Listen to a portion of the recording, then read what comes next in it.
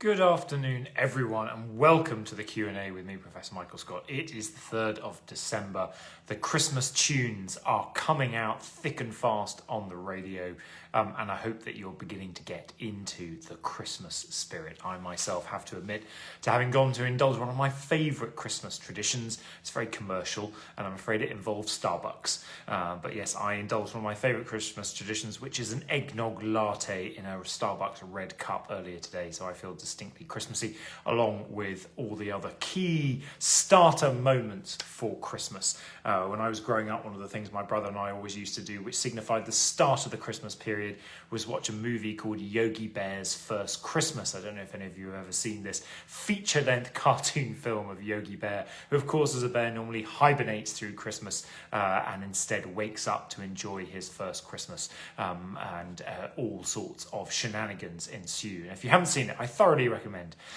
Not The Holiday, not Love Actually, or any of those other great Christmas movies. Go and have a look at Yogi Bear's First Christmas. Good evening, and thank you so much indeed. Hello, everyone, for joining us. It's a great pleasure to see you.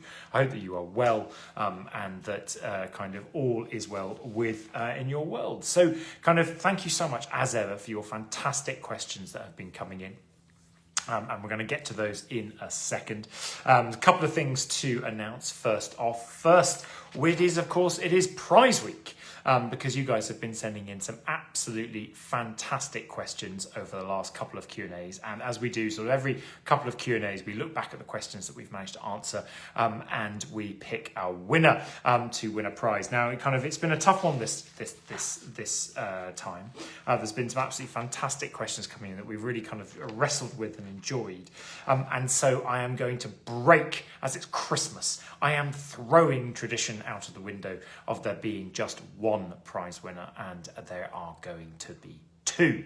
Yes, it's Christmas, so we're going to have two prize winners this month, and they are each going to receive a copy of the Michael Scott 2021 calendar, signed and dedicated by me. So there we go. The first prize winner is Leanne Wenban Price, who was asking back at Halloween time about all things spooky and otherworldly, and would like to know whether ancient Greeks and Romans believed in ghosts, spectres and ghouls. If you remember, that got us onto the rather weird story of Periander and his consultation of the spirit of his dead wife, Melissa. So that's winner number one. Congratulations to you, Leanne. And winner number two is Alexis Brown, for her question asking about the burial of a young woman who was in the process of childbirth. And that got us into a really interesting conversation around images of childbirth, images of on steely gravestones of people in the process of dying from whatever cause of death, and also thinking about pollution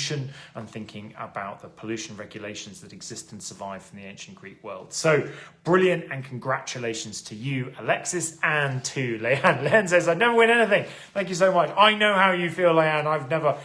I once won a competition when I was about 9 or 10 that I entered in a kind of young readers newspaper competition, and I believe, if I remember rightly, I won a small Kodak camera, and I was dead proud of it at the time. But that is the only thing that I've won. Alexa says, "Shut the door." That's amazing. Thank you. I'm so glad everyone's very, very excited. Leanne and Alexis, brilliant questions, absolutely fantastic. So please do get in touch via email. Let us know where to send the calendars to and what you would like dedicated and written in them. And as ever, people, if you haven't been lucky enough to win one this time, don't forget that we are now running pretty low on stock, so I wouldn't wait much longer. And last posting date, if you want it before Christmas, is the 16th of December, so not long at all. Please do put your orders in for calendars through Amazon if you're in the UK or US or other European countries. If you're in Australia, or if you're outside the European area, so places like Norway, then you have to order your calendar by emailing us at michaelscottacademic@gmail.com, and sending your payment through PayPal. And we will reveal for you one more picture from one more month of the 2021 calendar, especially for you guys who tune in for the Q&A. And this is sort of a new departure. So this is a calendar with half photos that I've taken from places I love around the world, and half pictures taken of me from different points over the last 10 years.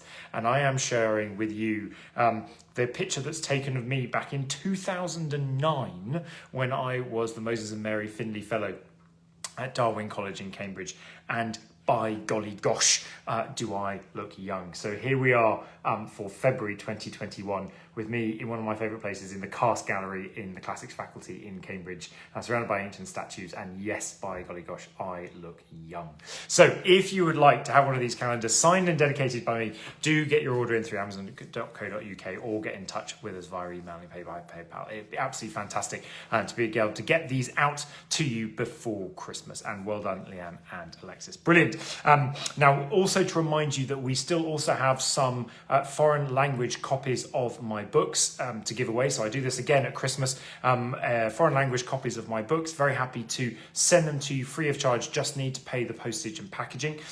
So we've got some Turkish versions of Ancient Worlds. We've got some Spanish versions of Ancient Worlds. We've got some Spanish versions of my book Delphi. We've got some Dutch versions of my book Delphi, and we've got some Portuguese versions of my first ever book, From Democrats to Kings. Yes, indeed. Go on, Linda, get your sister a calendar. Why don't you? I'll put in a cheeky message. Just let me know what to say. So kind of if you would like any of those copies of foreign language books, do again get in touch via email, michaelscottacademic@gmail.com, and we can sort getting those books out to you. And again, they can be signed and dedicated. And a number of you have been writing in saying that you've got copies of my books, but you would like them to be signed and how best to do this. Now, in the past, what we've done occasionally is sort of you have to post your book to me, and then I sign it, and then you provide the postage to send it back to you.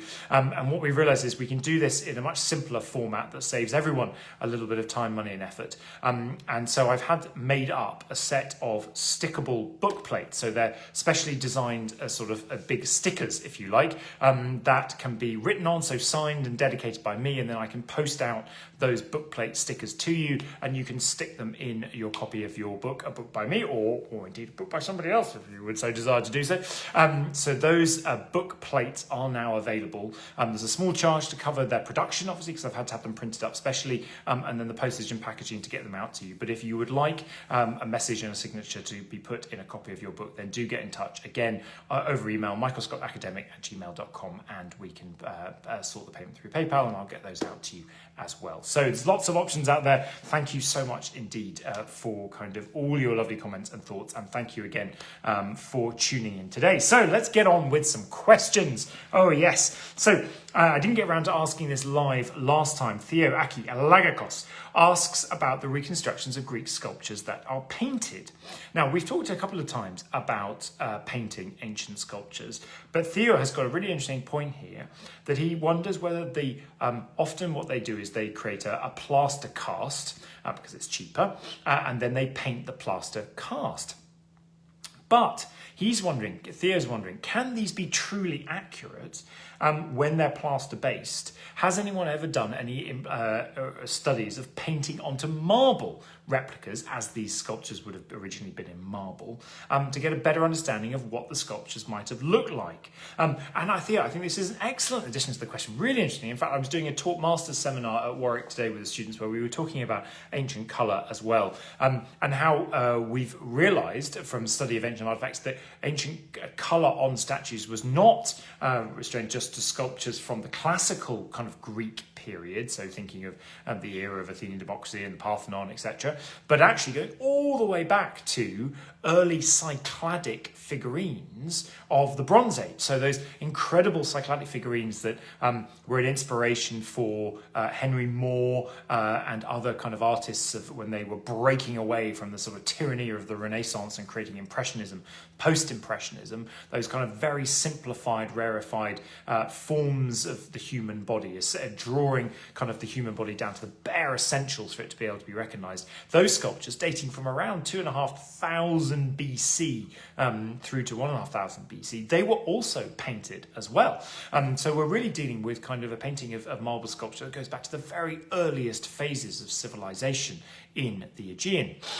Sarah's asking, how would the paint adhere to the marble? Surely it would peel off. Well, so I would like to kind of follow up with that, Sarah, with another thought, and to add on to Theo's point, about kind of would painting them on marble rather than plaster make a difference, because of there are different types of marble that we used as well. So, and they were renowned for having different kinds of qualities in the ancient world. So the best marble, the most supple marble that could do the most intricate carving, was particularly Parian marble. That was really, really, really the best stuff if you wanted to do detail. But then there was Pentelic marble, which is what the Parthenon's made out of, and it was renowned for having a luminosity and a sparkle to it that kind of come out of the Pentelic quarries. But there was Naxian marble, there was Siphnian marble, lots of different marbles. So they all have different innate qualities, particularly of luminosity, of shine, of how much kind of iridescence and sparkle.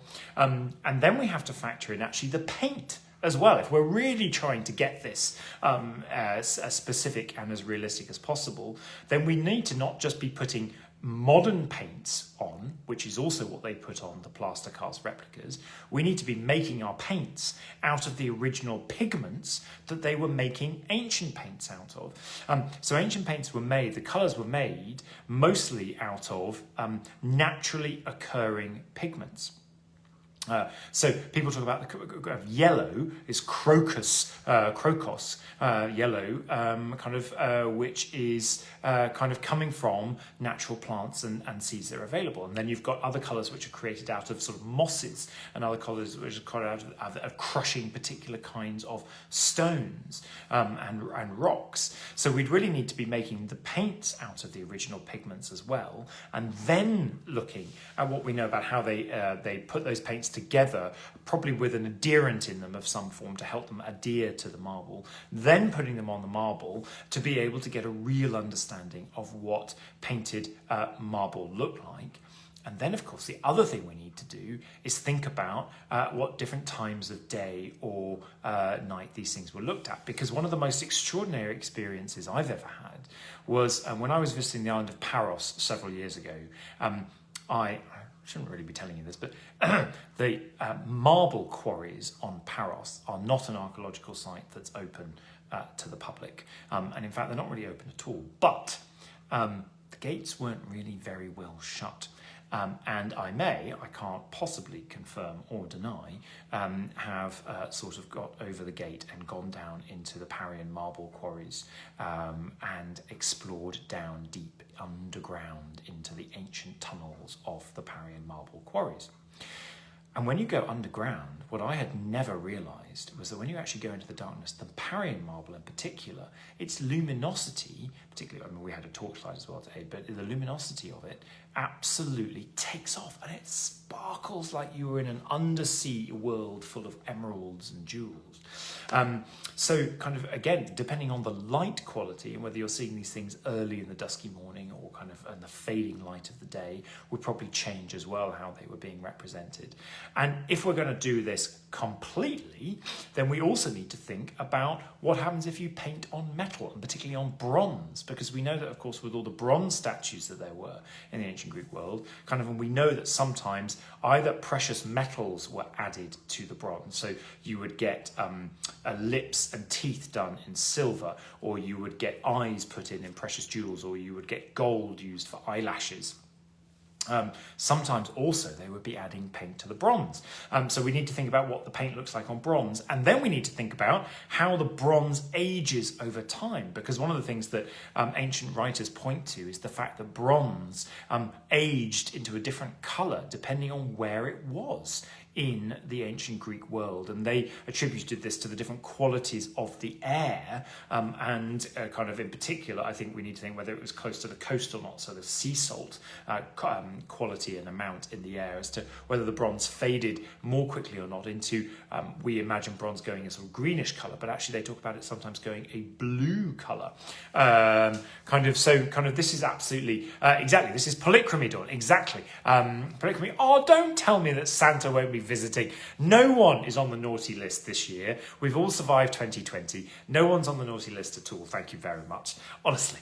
But I don't condone going into archaeological sites when they're shut in any way, shape or form.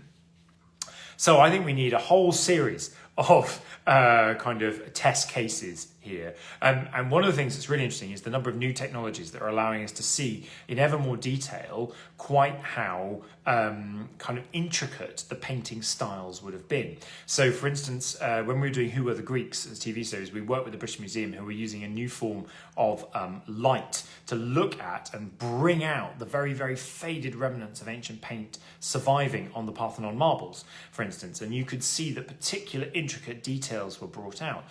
Or they do this also with the Egina pediments and the Glyptothek in Munich, which has revealed for us the extraordinary idea that sort of archer figures are in sort of a whole bright yellow leotard with sort of little mini dragons kind of running all over them. So quite extraordinary colours. So I think this is an absolutely brilliant plan here. I think we should all get involved in this. We need someone to offer us up some marble. We now then need to go out and start creating all the paints from scratch with ancient pigments, and then we need to start practicing and seeing what happens and broadcasting the results. They're a brilliant question. Thank you so very much indeed. Rebecca Louise has come in wanting to pick up on Alexis's question about death and childbirth and how we then link that to the fact that the only other time that death, the actual moment of death, is shown on ancient grave stele is actually to do with those who are drowning. And I talked about the fact that there's actually a link in the kind of goddesses that are worshipped within the Mediterranean world, particularly looking at Ino and Laodicea, between the goddesses of childbirth and nurturing and the goddesses of seafaring. Rebecca Louise was asking, was there a link between drowning or near drowning and rebirth? And you were thinking of Aeneas and Odysseus, because obviously thinking about all the stories where Odysseus gets lost at sea, almost drowns, gets sort of tossed up on the shore, wearing next to nothing, with nothing to his name. And that's the beginning of the process of his rebirth and his journey towards reclaiming his name and his place in society. Absolutely, I think there are. And obviously, we also have to imagine the Mediterranean, and particularly Delos. There are lots of different ancient cultures from around the Mediterranean mixing on Delos. And we know, for instance, that the Egyptians were on Delos and trading on Delos and had religious sanctuaries. In fact, there were 3 Serapeions to the Egyptian god Serapis on Delos. And one of the things, obviously, in Egyptian mythology we see is the story of Osiris, who drowns in the Nile, and that's the beginning of his story of being reborn as a god. So we may have also some kind of mixing here of different cultures and their divine stories kind of coming in the background and developing into this kind of link that's then kind of constructed through the grave stele. Okay, so brilliant, absolutely fabulous. I mean, I'm loving this. Debbie Clinton, at what point in the history of Greece did the Greek city-states lose their individual ways of governing and the country become one nation? Was this the War of Independence in 1821? So Debbie, thank you very much indeed for your question. Absolutely brilliant. Yes, so kind of one of the famous facts about the ancient Greek world, and one of the facts that makes it so interesting, is in the ancient Greek world, Greece is never one entire country, one single empire. It's always this patchwork quilt of different individual city-states, communities, tribal groupings that all do things in a million different ways. And, you know, we count up, there's something like 1,000 different city-states within the mainland Greek world, mainland Graecia, kind of by the classical period, right? So that's a lot of different places and different ways of doing things. Now, they do retain their independence, although they do occasionally come together in sort of loose collaborations, sometimes of their own accord to fight the Persians in the early 5th century, sometimes because they're sort of all put under the thumb of Philip of Macedon, for instance, with his creation of so-called League of Corinth, but Sparta was not a member of that, kind of key. Then, of course, when the Romans turn up, kind of before that, after Alexander the Great, his empire split up into 4 different empires, so those kind of areas are all under kind of the thumb of one ruler. So the Ptolemies in Egypt, the Seleucids covering the sort of former Persian Empire in Asia Minor, for instance. So still not quite the idea of one nation. Then, of course, Rome comes in and takes over at least mainland Greece and parts of the Aegean after the middle of the 2nd century BCE. So then those Greeks are sort of under one roof in terms of being part of the Roman Empire, but they're still allowed a huge amount of autonomy on most things to kind of get on and rule themselves, although they're organised into Roman states Greece. So we talk about the Roman provinces, sorry. So the Roman province of Achaia, for instance, is kind of how Rome governs the Greek world, but it's not a nation. And partly the difficulty is that the nation, the concept of the nation, is a very modern concept. Kind of nation states are creations of the kind of 17th and 18th centuries. And going forward. And so what kind of happens to Greece, it becomes then part of the Eastern Roman Empire, or the Byzantine Empire, centered around Constantinople. So again, kind of subsumed in that as a province, still with some independence. Then, of course, with the fall of Constantinople, Greece becomes part of the Ottoman Empire, although there are some breakaway areas that then kind of come under the control of Venice and the Venetian Republic. So again, not quite kind of bringing it together. And then, of course, you're absolutely right, with the Greek War of Independence in 1821, which, of course, next year, 2021, we are celebrating 200 years since the Greek War of Independence. You get the birth of what's known as the First Hellenic Republic, which is the creation of the Greek nation as we know it, although it wasn't at that moment the entirety of what is considered Greece today. Actually, bits were added in at different later stages. So, Debbie, that gives you a kind of potted history to get you through to the kind of modern day. Thank you so much indeed for that. And then Eric Tomlinson, you have been asking about film and BBC adaptations of Alexander the Great, and you're talking about his mother, Olympias, being portrayed as overbearing and manipulative. Right? Kind of what's the basis for this portrayal, and are there any kind of other sources that talk about her in a different way? Yeah, Olympias' character, played by Angelina Jolie in the Oliver Stone Alexander movie. Yes, I mean, I don't think there have ever been any representations of Olympias of her other than as a very, very, very strong female character. And I think that is borne out, to be honest with you, by a multitude of different kind of ancient sources. Now, whether those sources are absolutely true is another thing, right? Because a number of them are being written after the time of her kind of her major impact on Macedonian affairs, and particularly when that all goes wrong towards the end of her life, and she turns out to be a bit of a kind of figure of hate, really, in the Macedonian story. So, from that perspective, it's not a surprise that a number of those sources that are coming up later are tending to be negative. But what we do get a picture of is of Olympias as a kind of powerful woman in her own right, ending up coming to marry Philip of Macedon, giving birth to Alexander, but then kind of really kind of there being quite a lot of difficulties between her and Philip, her moving back towards her royal family in kind of Epirus, taking Alexander with her. Philip then, of course, but taking another wife and potentially then having a Macedonian wife, and thus potentially having another child who would usurp Alexander's right to the throne, at which point Olympias really starts kind of pushing her elbows around. Absolutely right, Dawn, all these sources written by men, absolutely true. In order to ensure Alexander's kind of ability to take on the throne, there are some sources that refer potentially to her involvement in actually plots to murder Philip and the murder of Philip. But then we're told that sort of Alexander, when he takes over, sort of distances himself from his mother somewhat.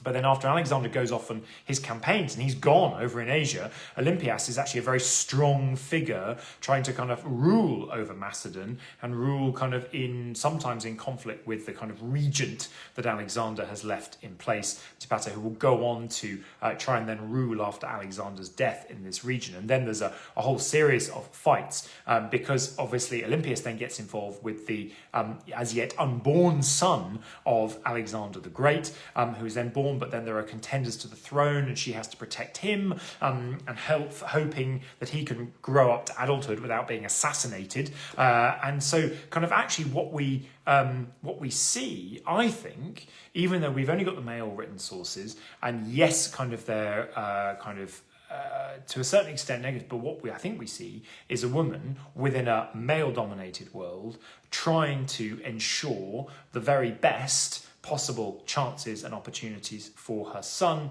and then for her grandson. And so I see it as a very strong character that absolutely fights for her family in the midst of kind of what is a very fast-moving political world. So that would be my take on Olympias, that it would be nice to see kind of portrayed a little bit more So, guys, thank you so much for your questions. We've got to very, very briefly talk about some of the stuff that's in the news. So there's been a ship found, mid 8th century AD, mid 7th century to mid 8th century AD ship that is and this is coming from, from the University of Haifa. So this is kind of off the coast of Israel. Absolutely brilliant. Pompeii, many guys of you have been commenting on this, the new rich man and slave, potentially finds of individuals killed by Vesuvius in 79 AD. And there's been a lot of discussion about whether we can jump so quickly to conclusions about their relative status and their relationship from the few finds and that have been with one another. So that's a kind of really interesting story to be getting into. Yep, Cleopatra Dawn, absolutely. Another key character that falls into exactly the same category, often kind of mistreated by the male sources. More bits of Hadrian's Wall have been found. This is absolutely fantastic. At Walltown Crags, they're finding more bits of Hadrian's Wall that are kind of that have been buried and out of sight, out of mind. They were fixing kind of some of the damage at Walltown Crags, and they revealed sections of the wall not seen for centuries. I think that's brilliant. Archaeologists have been working with local winemakers to bring back vineyards that were covered during the eruption of Pompeii in 79 AD. This strikes home because when we were doing the Sicily series and we were on Sicily and we went to the foothills of Mount Etna, the still active volcano on Sicily, we saw a vineyard that was covered in the last major eruption of Etna in 81. And literally, since it was covered in the year of my birth, and I got very emotional. I was on the verge of tears, seeing the fact that over the course of the last, God, how old does that make me? 30 plus or so years, those vines that were covered over by the eruption of 20 foot, in some cases, of solid lava, have actually been growing back up through the lava over the course of my lifetime, their lifetime, and have actually just re-emerged now from the top of this lava field, and they're actually making a wine from them again. Which the winemaker called absolutely brilliantly the Survivor wine, which I thought was fantastic.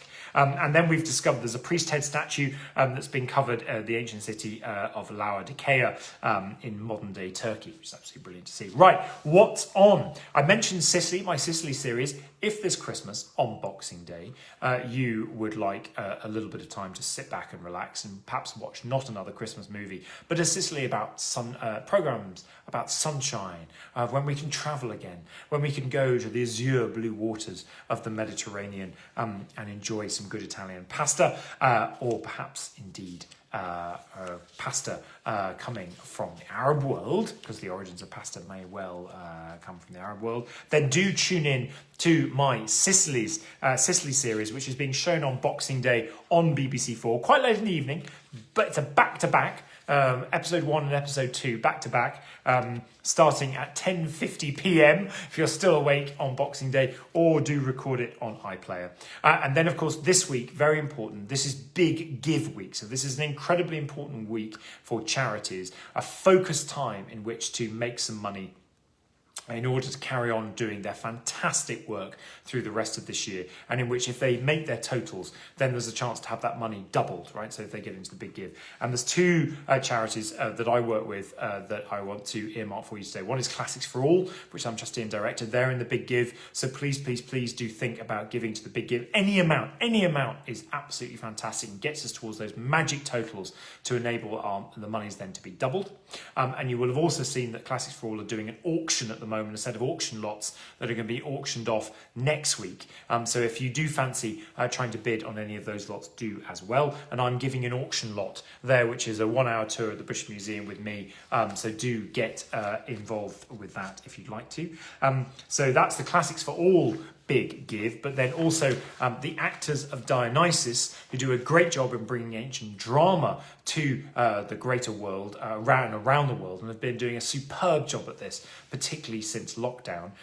They are also in the Big Give, so think about the actors of Dionysus. And indeed, this Friday night, if you put in £20 towards the Big Give for the actors of Dionysus, you get a ticket to their big night in this Friday night, tomorrow night, where a number of us will be performing performing sections from ancient comedies, tragedies, poems inspired by the ancient world, including myself, and I'll be there giving you a little bit of a rendition of Aristophanes' Knights. So do think about tuning in and giving to the big gift for the actors of Dionysus, and then hopefully we will see you tomorrow night for the big night in. On Saturday the 12th of December, the RSC online are doing Troy Story. Tracy says a group bid for a tour. Do it! Do it! Get yourselves together as a group, put in a bid. I am more than happy to do a tour with the group of you if you put in a group tour. Perhaps something to work through on the Classics Community Facebook page. So RSC are doing Troy Story on Saturday the 12th of December, and then also Lunt Roman Fort, very near to me in Warwick University. They have a new soldier who has taken up residence, an ancient Roman soldier called Rufus, who has taken up residence at Lunt Roman Fort, and he is doing online Zoom. He's a very modern, technologically savvy ancient Roman soldier. He's doing online Q&A Zoom sessions for schools where you can ask him all about what it was like to be life in the ancient world, in the ancient Roman world. So do think about getting in touch with those. We've got brand new videos in conjunction with the British School at Athens on the Warwick Classics Network website that is using unique material from the British School of Athens archives about Mycenae, the tomb of Clytemnestra, Tiryns, death and burial in the ancient world. So do go and have a look at those through the Warwick Classics Network website, which is warwick.ac.uk/WCN. Check out some of the new podcasts that have been released recently, and all of these are on the website. We are out of time. I haven't got to some of the other brilliant questions from Carolyn Nicklin, from Rebecca Louise as well, another one, and a couple of others that I wanted to get to. I'm so sorry. We will do those next time. We can fit in one more Q&A before Christmas. So yes, 17th of December is when we're going for next at 5 p.m. UK time on the 17th of December. Come with a Christmas hat on or a Christmas drink in hand. I will be there with some Christmas festivities hanging around, and we will have a slightly Christmas theme to our Q&A then. I'm also going to tell some ancient Greek jokes, and I will be answering some of your great questions. Penny's asking maybe a tour for us anyway to raise more funds. This is some of the, well, we can think about this most definitely if we want to raise some funds for Classics for All. At the moment, the auction lot is there. If you can get a group bid in, it would be absolutely fabulous. But if not, I will see you on the 17th of December, and I look forward to chatting with you then. In the meantime, stay safe. I hope all your preparations for Christmas go well. Those in the UK coming out of lockdown and getting used to tier 2 and tier 3, that you're okay, and everyone else in all other parts of the world with the different systems in place. Great news on the horizon with the vaccine being now authorised for use in the UK, and hopefully following that around the world afterwards. So we're beginning to see some light at the end of the tunnel. In the meantime, stay safe, look after yourselves, and don't forget, do let us know if you want a copy of translations of my books, and if you got to get a calendar, don't forget that last posting date, because we won't speak again before the last posting date has come. So do think about getting your orders in for the calendar before Christmas. All right, take care and look after yourselves. Bye.